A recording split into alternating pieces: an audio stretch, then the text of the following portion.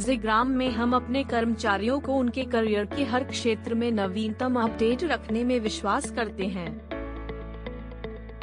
यह वीडियो ज्ञान श्रृंखला में पहला है और महत्वपूर्ण हर चीज में शिक्षित करता है।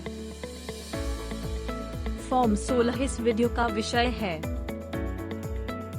तो फॉर्म 16 क्या है? यह प्रत्येक वर्ष नियोक्ताओं द्वारा अपने कर्मचारियों को काटे गए टीडीएस के विवरण पर जारी किया जाने वाला एक दस्तावेज है।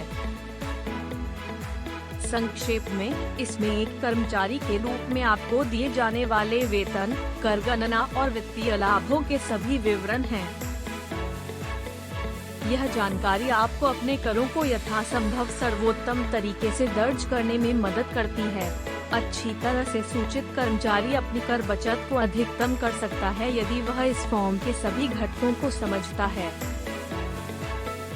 तो फॉर्म 16 के घटक क्या हैं? फॉर्म के दो भाग हैं, भाग ए और भाग बी। भाग ए में कर्मचारी और नियोक्ता की बुनियादी जानकारी है। कर्मचारी का नाम, पता, पैन नंबर सभी फॉर्म के इस भाग में सूचीबद्ध हैं। दूसरे, नियोक्ता की जानकारी जैसे टैन नंबर का उल्लेख किया गया है। इस भाग में सामान्य जानकारी है जो नियोक्ता और कर्मचारी के बीच संबंध स्थापित करती है। इसमें तिमाही टीडीएस विवरण की प्राप्तियों का विवरण शामिल है। पार्ट बी में टीडीएस कैसे काटा जाता है, इसकी बारीकियों को बताया गया है। यह प्रत्येक कर्मचारी और उनके द्वारा लिए गए लाभों के आधार पर उनके विन्यास के लिए विशिष्ट हैं। सबसे पहले यह वित्तीय वर्ष के लिए नियोक्ता द्वारा दिए गए कुल वेतन को प्रदर्शित करता है। वेतन से परे अतिरिक्त भत्तों का उल्लेख आगे किया गया है, जो मुक्त या सहमति दरों से मुक्त हो सकते हैं। उदाहरण, कार ऋण, गृह ऋण या अन्य रियायती ऋण। तीसरा, कर्मचारियों के समय की समाप्ति के मामले में किसी भी भुगतान का उल्लेख किया गया है। ज़िग्राम में हमने ऐसे मामलों के लिए ग्रेच्युटी और पेंशन योजनाएं समर्पित की हैं।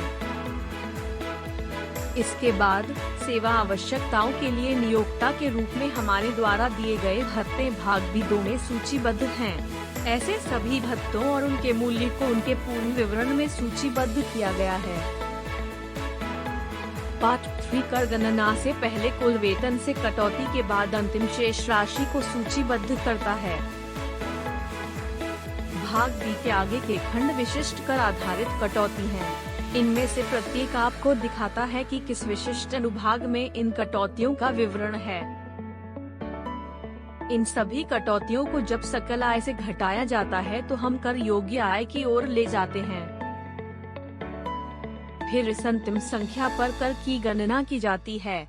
दी गई कोई भी राहत, परिकलित अधिभार का उल्लेख भाग बी के अंतिम खंडों में किया गया है। टैक्स पर अपनी बचत को अधिकतम करने के तरीके के बारे में बुद्धिमान होने के लिए आपको इन सभी वर्गों का अध्ययन करना चाहिए।